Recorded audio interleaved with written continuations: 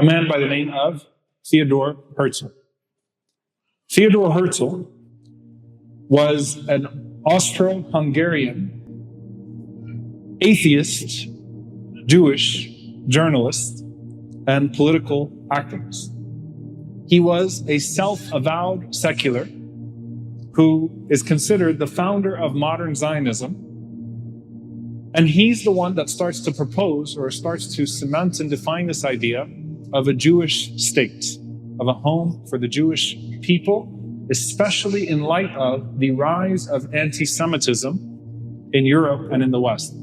And we should, as Muslims, absolutely claim our history and say that while Jewish communities thrived not only in Palestine, by the way, there were Palestinian Jews, it's a historical fact, thrived not only in Palestine, but where would you find historic Jewish communities in the West that were able to survive the various political trends there, whereas you have historic Jewish communities in Yemen, in Morocco, in Iraq, and beyond that had their rights protected. Yes, infringements happened, but that's something that as Muslims we look to and we say, that's our history. We have a history. Europe has its crimes. And as Europe carries out its multiple pogroms and crimes against the Jewish people, likewise you have Theodor Herzl, who seeks to reformulate Judaism not as a religious covenant, but as a racialized identity. Hence, you can be secular, atheist, but still Jewish. It's a racialized identity. He seeks to formulate the idea, as the founders of Zionism formulate the idea, that the Jews are united by a racial identity, not by a religious covenant. That it's not by their abiding by the Torah, rather it is by lineage and political identity, and that is their distinctive trait, not their commitment to Judaism. What makes this so interesting is that the first people to rise up against such an idea were the rabbis of the time.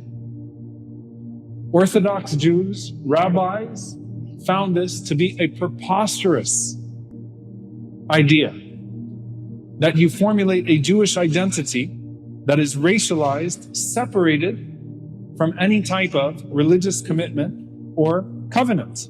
And by the way, when I say it was expressive, Herzl said that he would be content with any political state where the Jews in the racialized sense could have self-determination. And so these ideas of a Zionist state were put forward. It could have been in Uganda, it could have been in Argentina, it could have been in Kenya, even Sinai, where they're trying to push us out to now. That was proposed as a location. And yes, of course, locations in the United States and other places were proposed as places where the Zionist project could take its hold. And amongst the places that were proposed were Palestine. Not because of a religious commitment, but because it would be politically convenient and ideal to tie the identity of the Jewish people to the historical place of Bani Israel and to form some sort of a link between a European ethno-state called Israel and Bani Israel that exists in the books. Somehow a racialized identity that privileges a people and allows them to expel the indigenous of that land and enjoy supremacy as Europe continues its crimes. And so Europe is not responsible for its reparations or for what it has done. You're not talking about the restoration of the rights of Jews in Germany. You're talking about the mass migration of Jews in the racialized sense to Philistine, to Palestine, and the expulsion of the people of that land in the name of safeguarding the Jews, which is an absolutely preposterous idea, and one that was rejected at the time and should be rejected by any moral voice, even till today. So he envisions this as a political and national entity rather than a religious one. It's actually, there's a saying that you don't believe in God, but you somehow believe that God promised you this land. And so it was common to find an atheist that still claimed the land on the basis of now a historical connection, a religious connection that God had supposedly forged between them. And they saw, the founders of the Zionist project, they saw religious voices as an obstacle, not as allies to the cause that they were putting forward. And so Palestine is chosen for political and colonial reasons, not for religious reasons. Most rabbis called it a rebellion against God. And you can read, subhanAllah, some of the works. Rabbi Shalom Bershnierson, who said their plan to gather the Jewish people together with their own power will never be. And all their strength, their many strategies and efforts will not work or have any success against the will of God. Whoever twists the meaning of the Torah and finds proofs to Zionism from the Torah, and especially from the hidden Torah, is like the one who places an idol in the temple. May God in His great mercy remove this accursed doctrine from among the Jewish people and inspire their hearts to repent to Him in truth. Avraham Karelitz, a revered rabbi, wrote the only actual difference between the formation of the Zionist state is that before this they were hoodlums without a military, and now the hoodlums have a military. Theodor Herzl himself, he wrote that we shall prevent any theocratic tendencies from coming to the fore on the part of our priesthood. We shall keep our priests within the confines of their temple. So what he envisioned of a state of Israel was supposed to be a secular one. The religious voices are rejecting it because you are rebelling against the decree of God, because the scripture explicitly states that you can't have a mass migration before the Messianic period. All of that is thrown out the window, and suddenly we have a situation where militant, secular atheists are joining with hands with European colonialists and slowly expelling the people from the lands of Al-Aqsa and from the lands of Palestine. By the way, David Ben-Gurion, who of course the airport is named after, the first prime minister of Israel, he himself used to take pride in being a pure secular. He was known to eat pork, to not abide by Yom Kippur, to never set foot in synagogues. His biographers would say he openly questioned the belief in God as a whole, somehow on the basis of religious supremacy.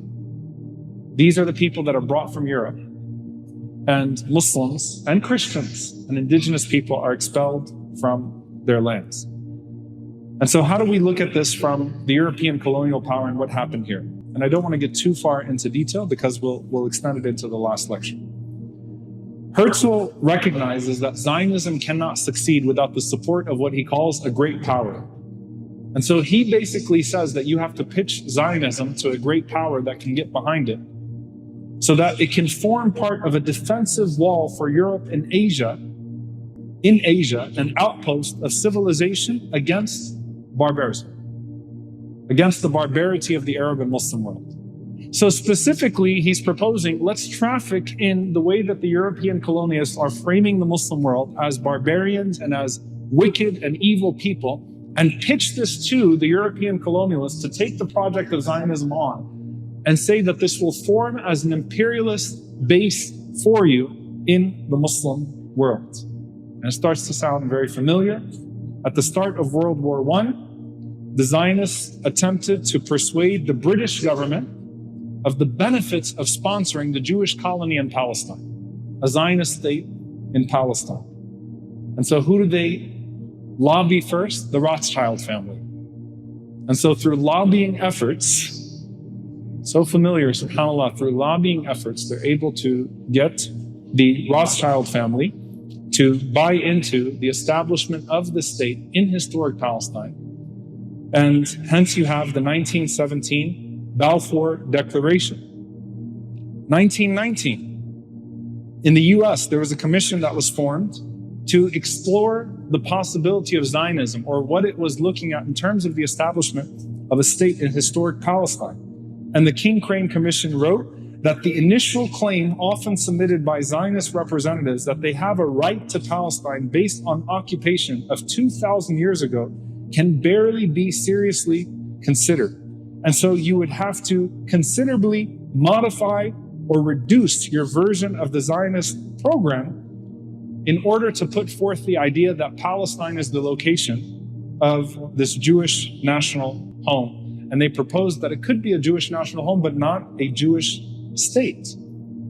And so the initial ideas were the emphasis of Jewish immigration to a protected Jewish national home in Palestine that then becomes a Jewish supremacist state named Israel imposed on the people of Palestine. And this is how you start to see the formulation of the supremacy of Zionism coming forth. Britain and France supporting Zionism to advance their own imperial interests, and Britain helping Zionist militias to actively clear out the area and to make room for further European adventure in this part of the world. SubhanAllah, one of the great thinkers of our time, Al-Hajj Malik al-Shabazz, Malcolm X, rahimahullah ta'ala, visits Gaza in 1964. And he wrote an essay that you can look up called Zionist Logic. And he views Zionism for what it is at the time. And he says the number one weapon of 20th century imperialism is Zionist dollarism. And one of the main bases for this weapon is Zionist Israel. The ever-scheming European imperialists wisely placed Israel where she could geographically divide the Arab world, infiltrate, and sow the seed of dissension among African leaders, and also divide the Africans against the Asians.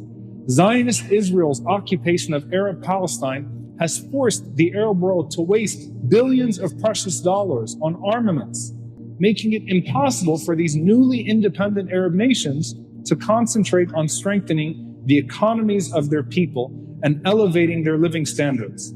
And the continued low standard of living in the Arab world has been skillfully used by Zionist propagandists to make it appear to the Africans that the Arab leaders are not intellectually or technically qualified to lift the living standard of their people, thus indirectly inducing Africans to turn away from the Arabs and towards the Israelis for teachers and technical assistance. In other words, they cripple the bird's wing and then condemn it for not flying as fast as they. And he says that to American blacks and Muslims, that both suffer due to Zionist colonialism and American dollarism, and that fighting these two evils would serve both purposes. And so as you see the Polish terrorist, whose fake name is Benjamin Netanyahu, a Polish terrorist standing next to a morally bankrupt realtor, talking about the removal of a people and the purchase of a land and the expulsion, because this would open up doors. Know that this is recycled rhetoric, and it is exactly what Malcolm calls imperialism and dollarism meeting together. A marriage of evils, where the people are looked at as less than and removed from their historic places. And Malcolm, subhanAllah, saw that the placement of Palestine between the Arab world and Africa made it specifically a strategic place for imperialists, to have an imperial outpost in this part of the world, to serve its colonial interests. And the word transfer was used in Zionist literature of the non-Jewish population, which means ethnic cleansing is at the heart of Zionism, and there was never any such thing as Zionism without ethnic cleansing. So if anyone tries to redeem a strain of Zionism and tell you that it's not inherently ethno-supremacist, show me one Zionist leader or pioneer that didn't advocate for the ethnic cleansing of the Palestinian people. It doesn't exist. Every strain of it required the removal of the people for the placement of another people, which is illegal by any moral standard. To end here, when does Zionism turn religious? So it's only after 1967 that Zionism starts to take on a more religious framework. That religious language starts to find itself within Zionism, and that you start to find more biblical references being used. And this, of course, allows for religious extremists, Jewish religious extremists, right?